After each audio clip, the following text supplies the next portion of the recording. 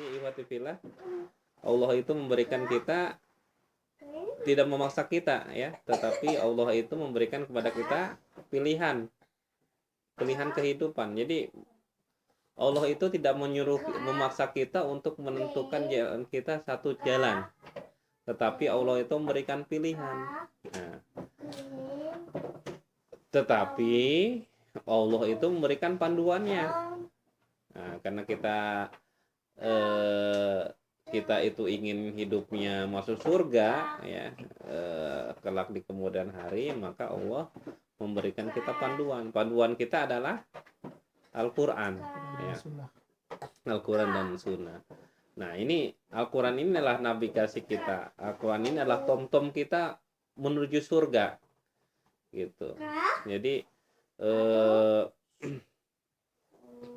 Allah tidak memaksa kita untuk berada pada satu pilihan, tetapi Allah membebaskan kita untuk memilih mana saja yang perlu kita pilih. Tetapi Allah memberikan panduan nih, kalau kita pinginnya masuk surga, maka panduannya, tom-tomnya, navigasinya ya kamu harus pakai Al-Quran, harus ikut Al-Quran, maka kita akan sampai pada tujuan yang mulia, yaitu surga.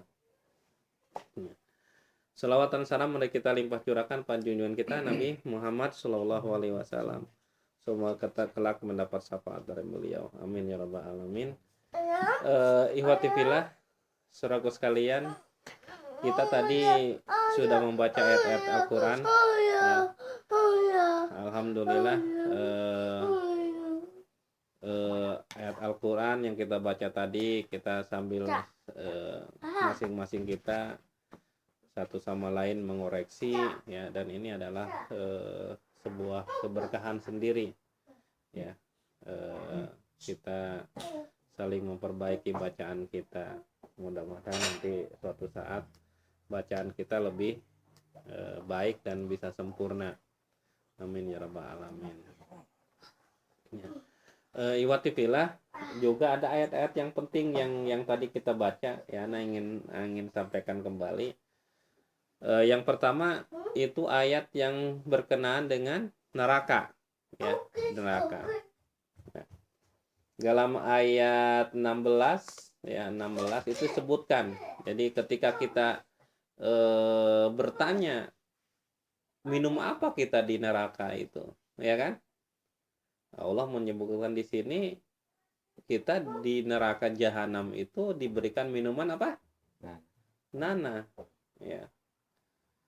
Nah, Allah menceritakannya. Jadi nanah ini diteguk-teguk ya, air nanah itu hampir sampai manusia itu tidak bisa menelannya. Nah, kemudian kita diserang dengan bahaya maut. Bahaya maut apa tuh, Bang? Oh, kesakitan, dipukulin, pokoknya yang berbuat maut. Kita saat itu minta mati. Udah mati saja, tapi kita nggak diberikan mati. Karena setelah akhirat itu kita nggak pernah mati lagi. Jadi kalau ada orang masuk neraka ya, neraka dengan kadar tertentu, kalau dosanya memang tidak bisa diampuni, dia kafir, selamanya ya di neraka. Dia akan minta sama Allah tuh kematian, tidak diberikan oleh Allah kematian gitu. Dalam berbagai ini kajian dalam ayat dan hadis itu, kita itu kan nanti yang paling ringan hukumannya itu kita berdiri, ya kan? Berdiri di atas bara. Sandal. Enggak, bara. Jadi bara api itu, baranya itu bukan bara kayak di sini. Bara di sini kan enggak ada apinya kan? Ya, jadi baranya itu, apinya itu sampai mata kaki. Gitu. Jadi kalau kita berada di atas itu kepala kita, otak kita, cairan itu mendidih semua. Gitu. Nah, kemudian bagaimana tingkat kadar panasnya? Jadi panasnya bayangin aja antum, ketika kita kalau barbeque aja kena kena bara api itu, arang yang kita bakar nyentuh kaki kita jejeretean kan? Wah, sakit luar biasa ya kan? Ya, kalau kita kena arang saja kaki kita itu bukan arang, itu bara api yang apinya itu sampai sampai sampai kepada lutut kita. Kalau dia nyala, itu yang paling ringan. Kita semua mendidih. Kalau haus sama Allah dia dikasih ini minuman nanah. Gitu. Nanah. Ya. Nauzubillah min dzalik. Dan panasnya api itu jangan dibayangkan. Jadi api yang berada di dunia itu apa coba dari mana? Dari percikannya neraka. Api neraka, percikannya doang. Ya, percikannya. Apa percikannya itu? Jadi kalau kita nih percikan steker ya, gas gitu kan, atau batu di gotek terus ada percikan kan. Nah, itu percikan itu. Cuma itunya doang, itu yang ada di dunia. Tapi kita nggak bisa mampu melawannya kan, saking sakitnya dan berbahayanya api. Ya, itu tentang neraka. Allah sebutkan di tentang neraka. Kemudian tentang padang mahsyar ya.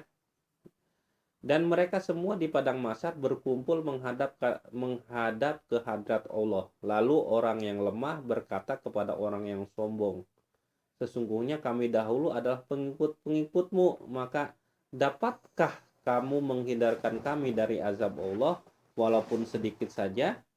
Mereka menjawab, sekiranya Allah memberi petunjuk pada kami, niscaya kami akan memberi petunjuk kepadamu. Sama saja bagi kita, apakah kita mengeluh atau kita bersabar, kita tidak mempunyai tempat untuk melarikan diri.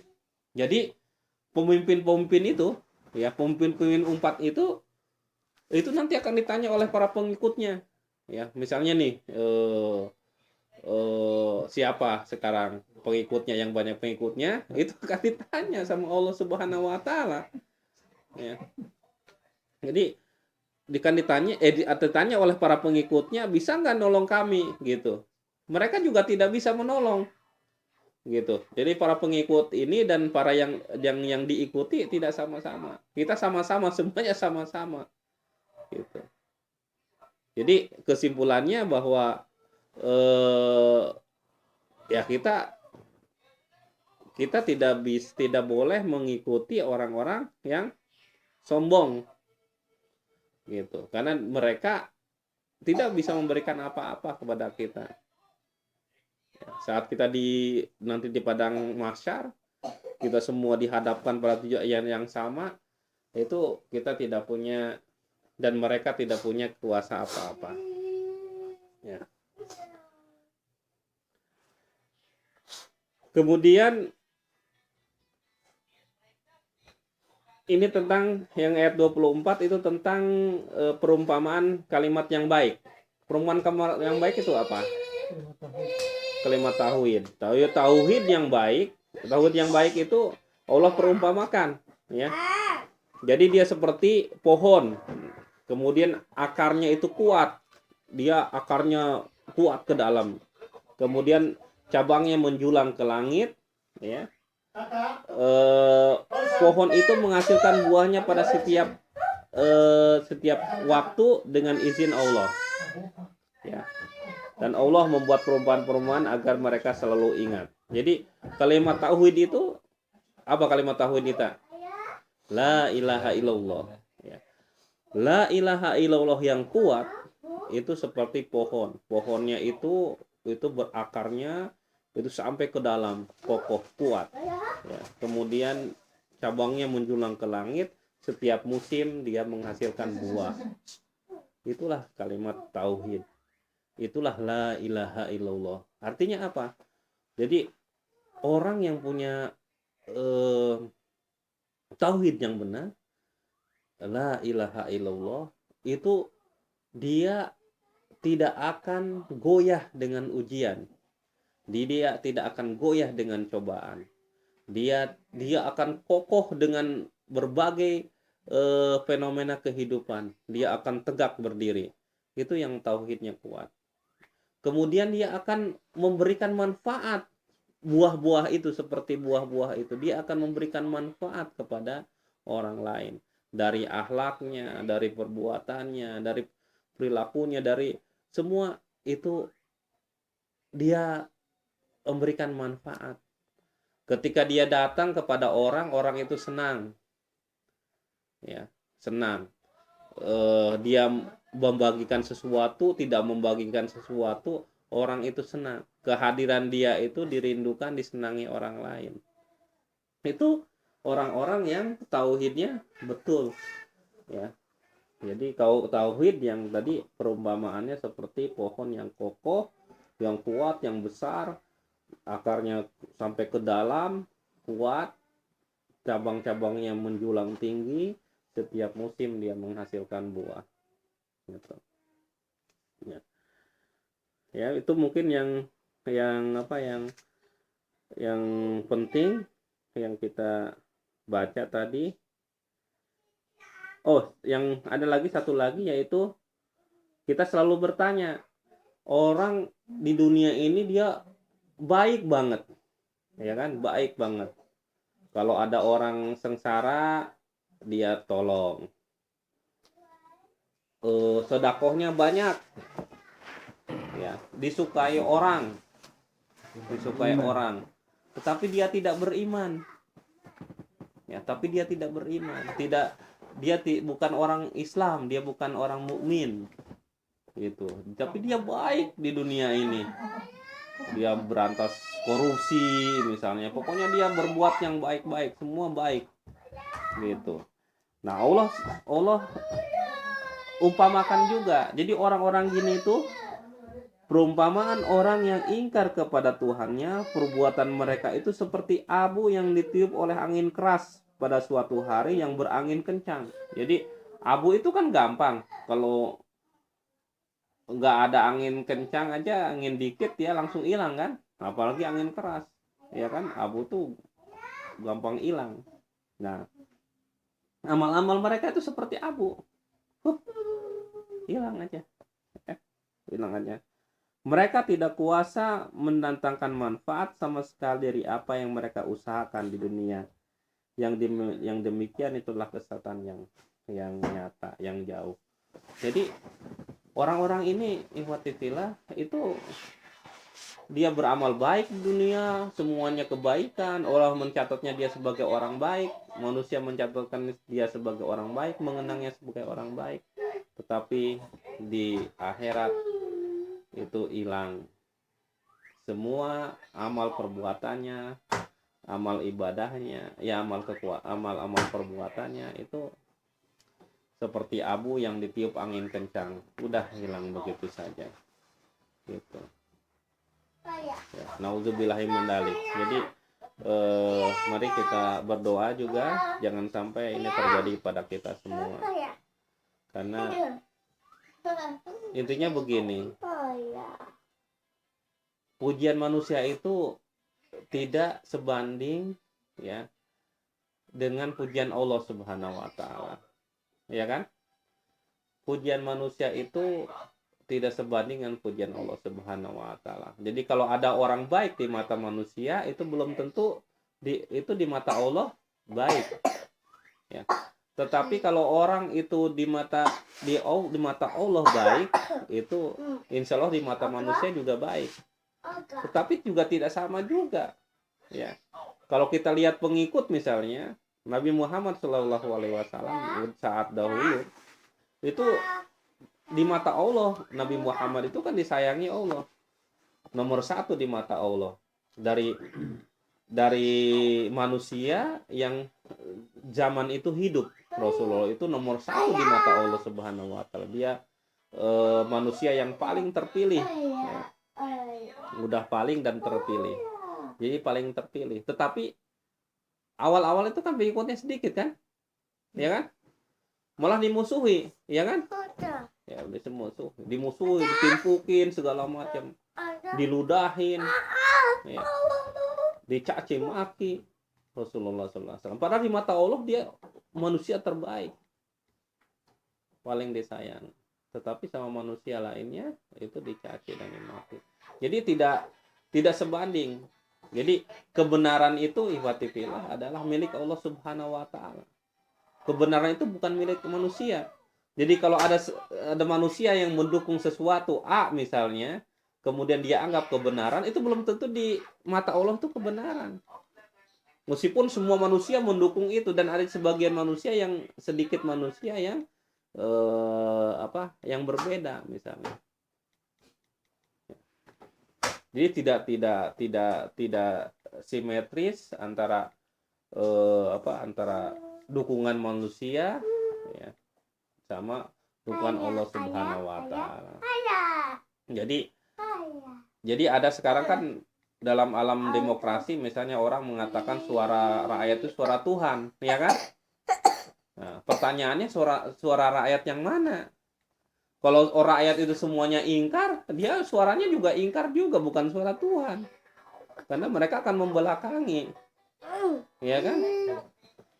Kalau semuanya rakyatnya tuh betul-betul soleh, ya bisa juga jadi suara Tuhan. Ya. Kasusnya misalnya zaman nabi-nabi itu, kenapa zaman yang nabi itu di bumi hanguskan, yang kaum-kaumnya? Kaum-kaum itu kan berarti bukan satu orang, tapi banyak, tapi dihanguskan juga. Mereka punya satu kesepakatan kan? Tapi kesepakatannya ternyata yang mereka anggap benar itu tidak sesuai dengan kebenaran yang Allah anggap. Sehingga apa yang terjadi sama Allah kan dihancurkan karena mereka berbeda. Kami menganggapnya kebenaran itu seperti ini, tapi Allah menganggapnya versi Allah lain. Jadi kalau beda versi Allah sama manusia, berarti Allah itu punya kuasa menghancurkan versi manusia. Jadi versi kita benar menurut versi kita dan benar menurut versi Allah itu tidak sama. Tetapi karena kita umat Islam saat ini, patokan kita adalah karena kita punya navigasinya, panduannya, pedomannya, yaitu Al-Quran. Jadi kebenaran kita itu harus bersumber kepada Al-Quran. Jadi bukan bersumber pada perasaan, bukan bersumber pada keakuan kita, gitu. Jadi bukan bersumber pada perasaan kita dan keakuan kita, tetapi bersumber pada Al-Quran. Jadi kalau kita mau lihat kebenaran itu harusnya kita lihat dari Al-Quran. Jadi basisnya itu Al-Quran. Bukan benar atau tidak itu menurut versi kita, tapi harus versi Al-Quran. Gitu. Nah, baru kalau kita sudah memenuhi, sudah mengikuti versi Al-Quran ini, maka versi kita, kebenaran versi kita mungkin akan sama dengan versi Allah Subhanahu wa taala. Gitu. Ya. Itu iwatibillah sekedar pembukaan. Jadi karena Al-Quran ini adalah kitab Allah, maka membacanya pun itu harus punya adab, ya. Sama seperti kita menerima tamu misalnya, ya kan? Nah, dalam Islam kita menerima tamu juga ada adabnya. Bagaimana cara kita menghormati tamu? Karena Al-Quran ini adalah kitab, bukan hanya buku biasa, ya, maka diperlukan adab-adabnya.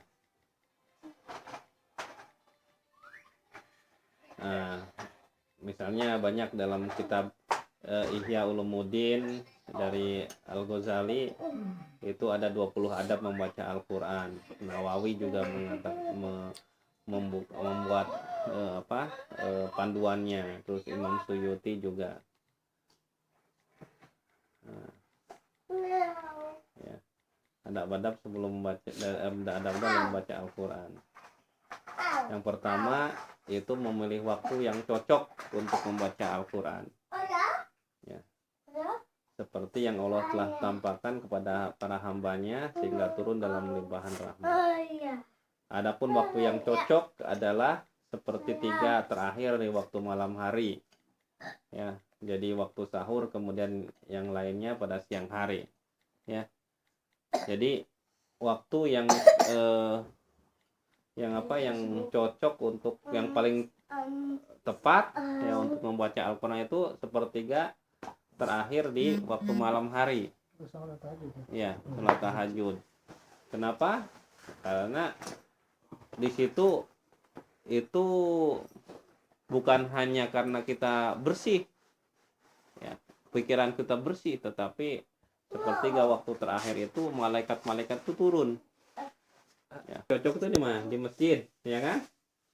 Di rumah Allah atau di pojokan bagian rumah yang sengaja disediakan untuk ibadah. Kalau ada rumah kita di kamar, misal kamarnya dikhususkan untuk ibadah, sehingga terhindar dari halangan-halangan kesibukan lain dan suara gaduh, hendaknya menjauh dari kebisingan, teriakan dan pembicaraan tentang dunia, permainan dan canda anak-anak. Terus, dan sangat baik jika membacanya di tengah kebun yang rindang atau dekat pohon bunga yang harum dan pemandangan-pemandangan yang menyegarkan. Ya, jadi ini lebih kita tadabur alam sekalian gitu. Ya bisa juga misalnya di pinggir kolam, di pinggir sungai, atau di pantai, tapi jangan di scapeningan, susah tadabur alamnya nanti. Pintar. Oh, intar ya. Tempat yang indah kita itu adalah tempat yang cocok. Boleh juga membaca Al-Quran di tengah kegaduhan dan keramaian seakan ia ingin memperlihatkan kepada yang lainnya atau sambil jalan di jalan raya atau saat mengendari mobil atau peran lainnya, walaupun tadabbur dalam kondisi demikian sangat sedikit. Boleh aja, tapi apa? Jangan kita ingin disebut takwa, disebut rajin, disebut harus karena Allah Subhanahu wa taala. Jangan karena ingin dipuji oleh manusia. Tetapi kalau kita motivasinya ingin memotivasi orang lain, merangsang orang lain untuk melakukan yang sama, itu nggak masalah. Gitu. Misalnya itu sama halnya ketika kita bersedekah misalnya kan. Bersedekah yang paling bagus itu tidak memberitahukan tangan sebelah kita kan. Jadi rahasia. Tetapi kalau kita punya niat karena orang tahu orang lain dengan tahunya orang lain bahwa kita bersedekah, kemudian mereka merasa terangsang untuk melakukan itu, kita menjadi contoh, itu jadi bagus, ya kan? Ya misalnya nih kalau misalnya nih penggalangan dana isnet misalnya kan, ini isnet itu kalau penggalangan dana itu kalau nggak ada orang reaksi, nggak ada orang yang ikut, orang lain nggak terangsang tuh. Tetapi kalau dia banyak, itu orang lain ikut juga, gitu loh. Akan semakin banyak yang datang, yang ikut nyumbang gitu loh. Tapi kalau kita nggak update kosong gitu kan, nggak ada orang yang reaksi. Jadi kadangkala di zaman sekarang ini itu karena orang kasihnya ada juga. Semakin hari kita semakin membebek gitu kan, semakin seperti bebek gitu. Kalau orang kita ikut kan, jadi kita ikut tren kan. Jadi susah kita. Makanya boleh kita memperlihatkan sesuatu kebaikan kita asal dengan motivasi dengan niat bahwa kita merangsang orang lain juga melakukan kebaikan yang sama.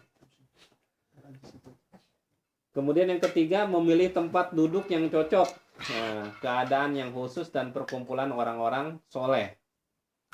Ya. Memilih tempat duduk yang cocok karena keadaan yang khusus dan perkumpulan orang yang soleh sehingga ia dapat merasakan kehadiran Allah. Nah, jadi tilawah Quran juga di tempat orang-orang yang baik, di majelis yang baik, di forum likuan misalnya, itu juga bagus. Dan sehingga dapat membangkitkan ubudiyahnya kepada Allah, menampakkan ketundukan dan kerendahan hatinya.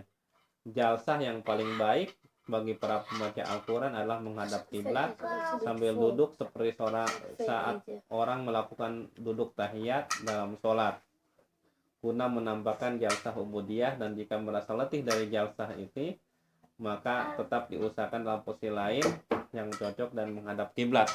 Ini paling bagus misalnya kalau kita habis sholat tilawahnya itu seperti kita duduk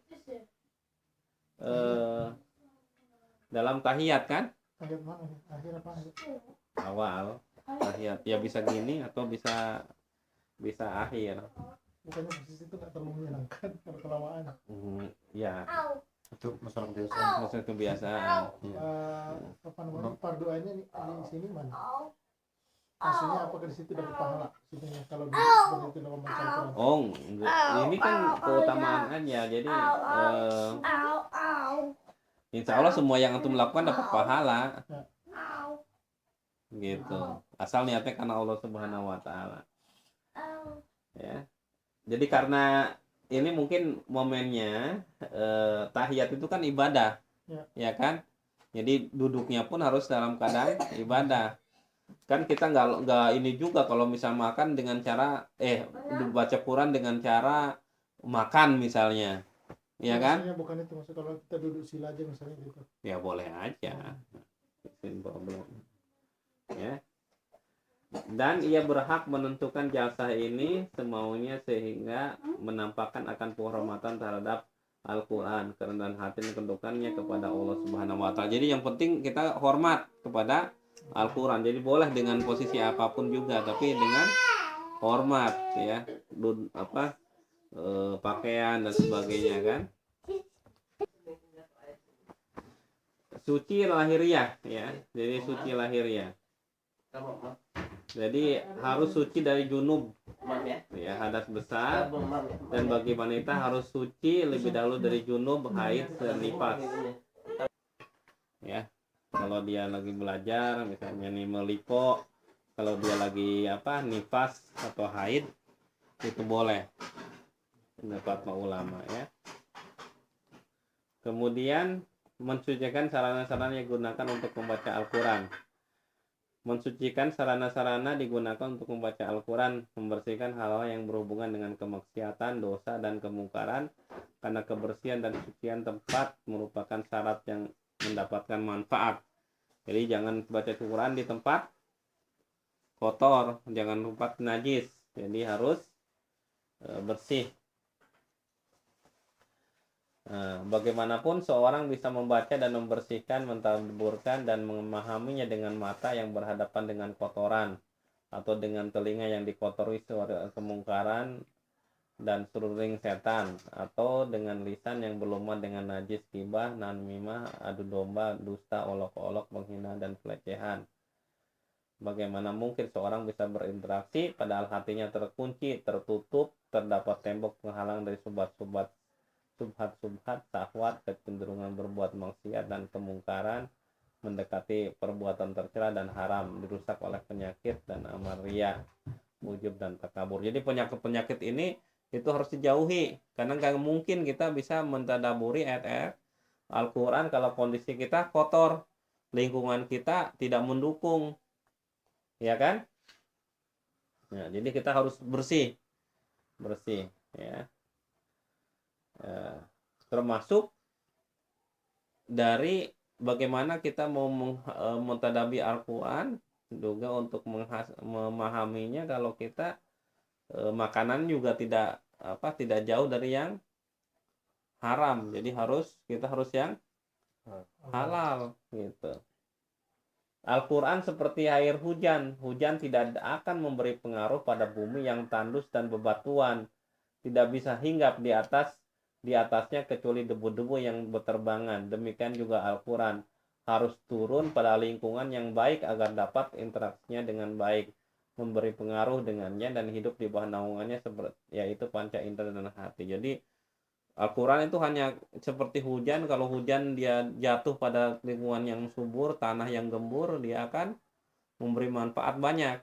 Tetapi kalau dia hanya jatuh pada bebatuan, ya nggak jadi manfaat kan, nggak banyak manfaatnya. Nah, tapi kalau begitu juga Al-Quran. Jadi kalau Al-Quran itu jatuh pada orang yang bagus, hatinya gembur, hatinya subur, bersih, dia akan banyak memberikan manfaat. Yang keenam, menghadirkan niat saat membaca Al-Quran. Menghadirkan niat saat membaca Al-Quran, ikhlas karena Allah dan menjauhkan diri dari keinginan duniawi, agar dapat memperoleh ganjaran dalam membaca mengamalkan dan beribadah dengannya, karena setiap amal bergantung pada niatnya. Dan Allah Maha Kaya, tidak akan butuh akan kemusyrikan, dan agar juga mendapat memahami Al-Quran dengan baik. Ya, jadi Al-Quran ini kalau kita baca itu dengan niat yang ikhlas. Ya, harus bersihkan dulu niatnya, ya. Jangan sampai kita merasa baca Al-Quran itu karena ingin dipuji, ya, dan sebagainya. Jadi harus betul-betul kita bersihkan niat karena Allah Subhanahu wa Ta'ala. Karena ilmu, pemahaman, dan tadabbur merupakan nikmat dari Allah dan rahmatnya. Sedangkan rahmat Allah tidak akan bercampur dengan kemaksiatan, dusta, dan kemungkaran. Ya, nggak bisa. Jadi seperti halnya minyak dan air, kan? Nah, rahmat Allah itu tidak bisa bergabung dengan kemungkaran, kedustaan, dan kemungkaran. Seperti bergabungnya minyak dan air, itu nggak bisa. Yang ketujuh, mengembalikan jiwa kepada Allah. Mengembalikan jiwa kepada Allah dan bergantung dengannya, memohon naungannya, menerimanya dengan penuh keridoan, atau seperti orang yang tenggelam memohon pertolongan, berlepas diri dari setiap daya dan upaya, atau ilmu dan akal, pemahaman dan kecerdasan, berkeyakinan dengan penuh bahwa semua itu tidak bermanfaat jika Allah tidak menganugerahkan kepadanya ilmu dan pengetahuan. Jadi yang kita baca juga harus kita terima. Jadi tidak juga dengan akal kita yang terbatas ini kemudian kita menolaknya. Nah, kita harus juga menerima. Jadi kita seperti orang yang betul-betul butuh pertolongan, ya kan? Nah, kalau orang butuh pertolongan itu kan kalau kita misalnya nih masuk jurang, ya kan? Kita masuk jurang, kita butuh pertolongan, ya kan? Sementara ada orang lain, kita kan akan ngikuti, ya kan? Apa orang lain sampaikan kepada kita, asal kita bisa keluar dari jurang itu, ya kan? Instruksinya pasti kita akan. Jadi kita ketika kita membaca Al-Quran, kita juga harus menerima sepenuhnya, itu tidak sebagian gitu, tidak ikuti sepenuhnya. Membaca isti'azah dan basmalah, ya. Jadi apa isti'azah? Apa? A'udzu billahi minasyaitonir rajim, ya. Jadi kita harus membaca ta'awudz, ya. A'udzubillahi minasyaitonirrajim, surat An-Nahl ayat 98. Maka jika engkau akan membaca Al-Quran, mohonlah perlindungan dari Allah dari godaan setan yang terkutuk, yaitu dengan membaca A'udzubillahi minasyaitonirrajim. Jadi baca ini juga jangan hanya di mulut doang, tetapi juga kita harus hati kita harus mengatakan bahwa kita berlindung dari Allah dari godaan setan yang terkutuk, ya. Karena setan yang terkutuk ini apa? Setan terkutuk itu bukan hanya membuat kita segera mengakhiri bacaan kita, kalau kita biar buru-buru, menggoda kita agar kita buru-buru, tetapi juga dia memberikan rasa dalam hati kita agar kita dipuji orang, macam-macam. Bisa juga kita berlama-lama, udah lama-lama aja, ya kan, bacanya biar dilihat sama si itu, gitu kan. Bisa juga, ya. Jadi maka kita harus betul-betul memohon kepada Allah itu dari godaan setan yang terkutuk. Terus kemudian kita sambung dengan baca bismillah.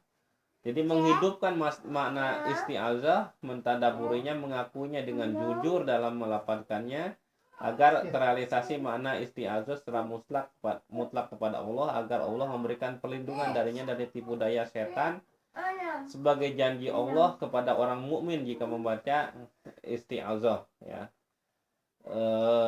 Baik manusia maupun jin, sehingga dia akan dilindungi dan dijauhkan. Ya, jadi kita betul-betul kalau baca a'udzubillahi minasyaitonirrajim, hati kita itu memohon perlindungan pada Allah dari godaan setan yang terkutuk. Kemudian, adapun basmalah merupakan bacaan pertama saat ingin membaca Al-Quran pada setiap surat kecuali surat Baroh, surat apa tuh? Taubah ya. Boleh juga dibaca saat memulai bacaan di pertengahan surat atau di potongan ayat. Jika saat membaca Al-Quran terhenti sejenak lalu ingin memulainya kembali. Jadi kita harus baca bismillah, kecuali di surat Taubah.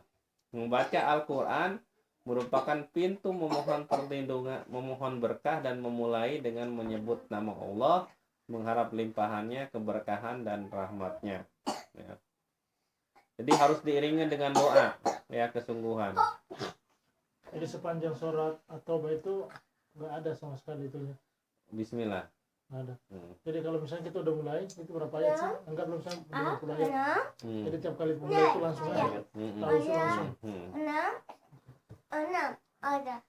Mengosongkan diri, 9, mengosongkan diri dari kesibukan dan menyelesaikan hajat lainnya. Ya. Sedang yang membaca Al-Quran hendaknya saat membaca tidak dalam keadaan lapar, dahaga, dan dalam keadaan bimbang dan cemas, dalam keadaan dingin yang dahsyat atau panas yang menyiksa, lalu duduk di depan televisi, matanya membaca Al-Quran sedangkan telinganya mendengarkan TV, atau sambil menunggu makanan sedangkan jiwa dan perasaannya sibuk menerima hidayangan tersebut. Ya, jadi konsentrasi. Ya, jadi kita nggak sambil nungguin bola, ya kan? Jadi kayak sholat juga ya. Iya, ya. Jadi kita harus konsentrasi, ya. Jadi kalau kita lapar ya makan dulu, kalau kita haus minum dulu. Jadi nggak terburu-buru. Ya. Kemudian menghadirkan akal dan pikiran. Ya. Saat membaca Al-Quran dan memfokuskannya kepada Al-Quran saja, merenungkan ayat-ayat yang dibaca, mencegahnya dari ketelantaran dan mengawang-awang dari fenomena-fenomena kehidupan, menggunakan segala celah pengetahuan, sarana tadabbur, perangkat talaki dalam jiwa dan perasaan, indera, akal, hati, dan khayalan. Jadi kita konsentrasi penuh ya kepada Al-Quran. Jadi yang kita baca itu kan karena kita nggak bisa bahasa Arab, maka agar kita ngerti yang dibaca kan harus kita baca terjemahannya. Ya, jadi nggak asal baca bahasa Arabnya doang. Karena kalau kita baca Arabnya doang, maka kita dapat pahala dari Allah, tetapi mungkin kita nggak ngerti apa yang kita baca. Jadi kita juga harus perlu untuk mengerti apa yang kita baca. Terus bahasa Arab. Nah, lebih bagus bahasa Arab. Tapi sementara terjemahin dulu boleh. Ya, terus kemudian menghadirkan kehusuan yang laik menuju kitabullah saat membacanya, berusaha mendapatkan pengaruh positif dan interaksi, memperhatikan sebagian teladan orang-orang yang khusyuk dan merasuk saat membaca Al-Quran dari orang-orang yang soleh. Jadi khusyuk ya, kita juga harus khusyuk. Nah, menangis saat membaca ya. Khususnya pada ayat-ayat tentang azab atau tentang hari kiamat, yaitu saat melintasi ayat tentang peristiwa hari kiamat dan hari akhir, fenomena dan ketakutan yang akan terjadi dalamnya. Nah, itu karena kita takut, harusnya kita bisa menangis kalau kita ngerti. Nah, maka itu penting karena kita belum paham bahasa Arab, penting kita untuk membaca terjemahannya agar kita paham bahwa ayat ini berkenaan dengan neraka, berkenaan dengan azab. Ini bukan berkenaan dengan surga gitu. Jadi kalau kita baca tentang azab ya nggak perlu gembira. Kita harusnya sedih. Ya, memohon pada Allah agar kita dijauhkan dari azab itu. Ya. Kalau kita baca ayat-ayat tentang surga, kita berharap, optimis, ya kan, berbunga-bunga, kita bayangin senangnya di surga. Ya. memperhatikan kekurangan dalam melaksanakan hak-hak dan berlebihan akan larangan Allah. Nah, jadi tentang larangan Allah kita harus berlebihan, tapi kalau hak-haknya itu harus kita, hak-hak Allah itu harus kita penuhi. Ya. Jika tidak bisa menangis, maka usahakanlah pura-pura menangis, dan jika tidak mampu untuk menangis, begitu pun pura-pura menangis, maka usahakanlah untuk menangis dalam diri sendiri, dalam hati. Ya. Sama misalnya kalau kita kalau pura-pura menangis apa, kan Allah tuh Maha tahu kita pura-pura gimana? Ya, kita harus terbiasa, maksudnya. Membiasakan diri untuk itu. Melatih berarti. Kan kita ininya konsentrasi, nggak dilihat orang toh. Tadi kan? malam hari lah. Nah, malam hari misalnya, atau kita sendirian, ya kan? Ya. Jadi harusnya sih nggak ada perasaan ria kalau kita sendirian toh. Kecuali kita di house, pada tidur semua. kalau kita di house kamar misalnya, di house kamar ada istri antum di sana, karena antum pengen dianggap ini, kita nangis gitu kan. Nah, itu juga lain gitu. Tapi sama halnya misalnya gini, kayak kita sholat misalnya di belakang orang soleh, ya kan. Dia membacakan tentang surat tentang azab misalnya, terus beliau nangis, itu orang-orang yang ngerti itu kan nangis, ya kan. Nah, sementara kita kan nggak bisa nangis, sebenarnya kita nggak ngerti, ya kan. Nah, untuk itu apa, kita nangis juga aja, nangis, nggak nangis, menangisi, kenapa kita nggak ngerti, iya kan, gitu. Orang lain ngerti kok kita nggak ngerti, itu yang kita harusnya tangisi, ya kan. Nah, karena kita nggak ngerti, jadi kita nangis juga, tapi menangisi, iya, menangisi ke diri sendiri. Kita dapat 10, kita dapat 2. Iya. Kita tangisnya lumayan. Iya. Enggak. Jadi itu juga membawa kehusuan juga kita. Gitu kan?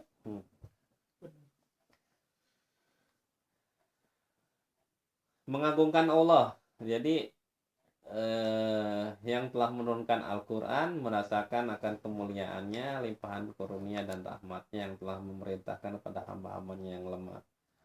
Pengagungan ini merupakan seruan-seruan secara global untuk mengagungkan firman-firmannya, menerimanya untuk berinteraksi, bertadabur, bertabiah, dan berkomitmen dengannya. Seakan-akan dengan pengagungan kepada Allah dan firman-Nya, maka si pembaca komitmen dengan adab-adab tilawah lainnya dan menghadirkannya. Dan sarana yang paling penting untuk tilawah adalah dengan bekal yang besar dari nilai-nilai hakikat. Ini jam berapa nih? Belum ya? Iya, hakikat-hakikat, pembelajaran dan petunjuknya. Ya. Jadi kita harus mengagungkan Allah Subhanahu wa taala. Jadi kalau kita baca, kita harus semakin dekat dengan Allah Subhanahu wa taala. Jadi ayat-ayat Al-Qur'an itu bukan untuk dikritisi, ya. Bukan untuk dikritisi. Oh, ini enggak sesuai lagi dengan perkembangan zaman misalnya. Bukan untuk itu. Ya, jadi kita Al-Qur'an itu harus terima 100%. Kalau bisa 1000%, 1000%. Tanpa reserve lagi, udah dibaca isinya gitu, kita maklum. Tapi nanti dalam prakteknya kan kita ada berbicara konteks, ya kan? Konteks masa kini, konteks masa yang lalu, ya kan? Konteks itulah, konteks waktu itu yang kita terapkan. Gitu. Enggak karena kita baca kita disuruh untuk memerangi orang kafir, ya kan? Nah, itu kan konteksnya lain. Sekarang lain, ya kan? Nggak langsung diterapkan satu ayat itu langsung kita orang lain yang kafir kita tonjokin atau bunuhin. Kalau saya suka lihat juga banyak yang baca Quran sambil di angkot misalkan, atau di tram gitu kan, beberapa. Itu gimana, boleh atau tidak? Boleh, tadi udah dibaca. Boleh juga. Boleh, tapi niatnya harus ada tapi sedikit. enggak, niatnya itu dibolehkan, tapi niatnya bukan karena ria, bukan karena ingin dipuji. Boleh, tetapi karena kita ingin misalnya memberikan memotivasi orang lain supaya melakukan hal yang sama, ya kan? Gitu. Kalau buat diri sendiri saja atau gimana tuh niat? Boleh. Terus nggak masalah, asal kita Daripada ngelamun Iya. kemana-mana pikiran nerawang. daripada kita lihat kemana-mana pinggir jalan ada orang ini kan di halte, mendingan kita baca Al-Quran. Gitu. Jadi boleh kita ya berhenti sejenak pada ayat-ayat yang dianggap perlu untuk ditadaburi, memahami maknanya dan mengenal hakikat-hakikat yang terkandung dalamnya, memperhatikan ilmu dan pengetahuan, pelajaran-pelajaran dan petunjuknya. Karena hal tersebut merupakan tujuan dari membaca Al-Quran dan tidak dapat membawa manfaat jika tilawah tidak diiringi tadabbur, tidak melahirkan pemahaman dan tidak memberikan faedah, ya, kebaikan, ya. Jadi tadi penting, jadi kalau kita nggak bisa bahasa Arab maka kita harus berhenti untuk tadaburi artinya, ya, artinya, baca artinya, ya. Kemudian ke-15, hanyut dan terpengaruh dengan ayat-ayat yang sesuai dengan tema dan alurnya, bergembira saat ayat-ayat yang berkenaan dengan kabar gembira, harapan dan cita-cita, sedih dan menangis saat membaca ayat yang tentang peringatan, ancaman dan kecaman, senang ketika membaca ayat-ayat tentang nikmat, takut dan khawatir saat melintasi ayat tentang azab, merenungi diri saat menemui ayat berkenaan dengan sifat-sifat orang beriman agar berusaha melengkapi diri dan dari kekurangan, dan ayat-ayatnya tentang sifat orang-orang kafir agar berusaha untuk menghindar dan menjauhinya, membuka seluruh indranya ketika membaca ayat tentang perintah, kewajiban, ta'lif, rabani yang bisa diamalkan, dan terhadap larangan dan hal-hal yang haram agar bisa dijauhkan. Jika membaca ayat tentang kenikmatan, dia berharap pada Allah menjadi pemiliknya. Jika membaca ayat tentang azab, memohon perlindungan kepada Allah agar dijauhi darinya. Dan menjawab terhadap pertanyaan-pertanyaan Al-Quran, mengamalkan segala perintah kewajiban, berlepas diri dari kekufuran dan sifat-sifatnya. Pakewuh terhadap orang-orang yang beriman dan menjadikan mereka sebagai pemimpin, ya. Ini juga, ya, jadi penting. Jadi apa yang tadi saya bilang, kita sesuai alur dengan apa yang kita baca, ya. Kalau kita ngerti, kita akan ikuti itu alur. Sedih, gembira, segala macam. Ada perintah-perintah maka kita lakukan. Termasuk ini juga misalnya perintah Al-Quran tentang memilih teman, ya kan, memilih istri, memilih pemimpin, ya kan, itu ada dalam Al-Quran, ya. Kemudian yang ke-16, merasa bahwa dirinya seakan-akan diajak bicara. Nah, jadi ada kan Al-Quran ini pertanyaan, ya kan, ayat tentang pertanyaan. Nah, itu sebenarnya Allah itu berbicara dengan kita, gitu. Jadi kita harus harus merasa bahwa Al-Quran itu, Allah itu berbicara dengan kita melalui Al-Quran. Pembaca hendaknya merasa bahwa dirinya seakan-akan diajak bicara, objek dari ayat yang dibacanya, dia yang diberikan atas taklifat kewajiban menghidupkan perasaan ini, mencari hasil-hasil dan pengaruhnya terhadap dirinya dan persendiannya. Karena itu boleh berhenti lama saat berhadapan dengan ayat tentang apa yang diminta dan dilarang. Berhenti sejenak saat membaca ayat yang berbunyi, wahai orang-orang yang beriman, wahai sekalian manusia, wahai manusia. Nah, ini kan perintah-perintah nih. Membuka celah-celah hatinya untuk dapat menerima, berinteraksi dan memenuhi panggilannya. Karena setelah seruan tersebut bisa berupa perintah yang harus dilaksanakan atau larangan tentang yang harus dijauhi, atau celaan yang harus diperhatikan, atau peringatan yang harus dijadikan pelajaran, atau taujih, arahan menuju kebaikan dan hidayah yang harus diraih segera. Ya. Jadi itu harus kita, pokoknya kita harus merasa bahwa Al-Qur'an itu sedang berbicara dengan kita, ya. Karena misalnya, wahai orang-orang yang beriman, ya ayyuhalladzina amanu misalnya, ya kan?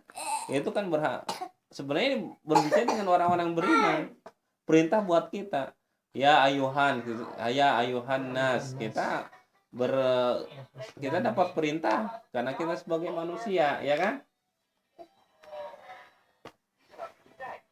17, menghindarkan diri dari tembok penghalang. Ya, menghindarkan diri dari tembok yang dapat menghalangi untuk memahami dan mentadaburi Al-Quran, seperti bertolak belakangnya adab dan kaidah-kaidah seperti yang telah disebutkan sebelumnya. Dan jika terjadi percampuran dengan yang bertentangan, maka muncullah hijab yang dapat menutupi antara si pembaca dan Al-Quran itu sendiri, penutup tirai yang tebal yang dapat menutupi cahaya Al-Quran dan petunjuknya, ya. Jadi jangan ada penghalang.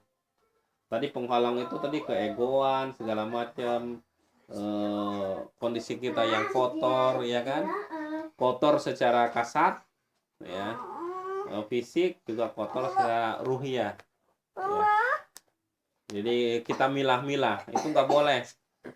Ya, milah-milah, yang ini cocok dengan kita, yang nggak cocok nggak diterima gitu kan. Kemudian ada bagi pendengar yang mendengar Al-Quran juga ada adabnya. Bagi yang mendengar dan mentadaburi Al-Quran terdapat bacaan orang lain atau didengar melalui radio atau kaset rekaman, hendaknya juga memperhatikan etika dan adab-adab yang telah disebutkan. Lebih giat lagi untuk mendengarkannya, berdiam diri, tadabur, dan talaki. Jangan membuka kedua telinga saja, namun juga membuka celah-celahnya seperti talaki, mempelajari maksudnya, interaksi dalam dirinya, baik indera dan perasaan, khusyuk dalam mendengarkannya, terutama terkait dengan perintah arahan robbani yang lurus sesuai dengan firman Allah. Dan apabila dibacakan ayat Al-Quran, maka dengarkanlah dan diamlah agar kalian dirahmati, ya. Jadi kalau ada kita nyetel ini nih, ayat Al-Quran di mobil misalnya, jangan kita ngobrol terus, ya, dengerin juga, ya. Kalau ada orang muterin bacaan Quran, maka kita harus dengerin, ya, karena ada perintahnya. Dan apabila dibacakan ayat Al-Quran, maka dengarkanlah dan diam agar kalian dirahmati, ya. Ini buat kita yang dengerin. Mungkin itu aja adab Quran.